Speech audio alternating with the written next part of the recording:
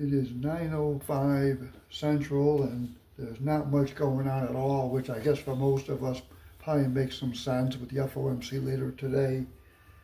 I'm giving S&P a bit more of a downside bias.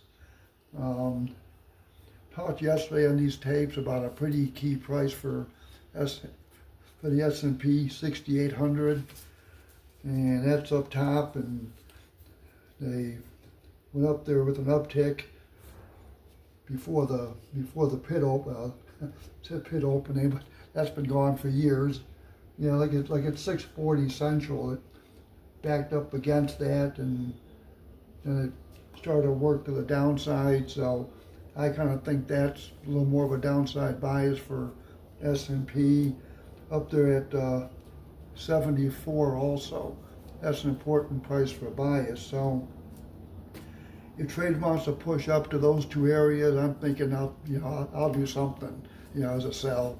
But those are two key prices to watch. There's some support just below the low down at 30. So we got to keep an eye on that, but that's about it. Further down, there's a decent price of support, 67.14 half. And then below there's not really too much. This price is not very strong. 66.89.75. Financials they're soft, but they're just kind of got down to these lows and just died. Ticked off some support in bonds at 18.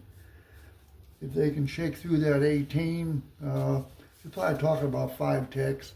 If you're offered at 13, 13's trading hard.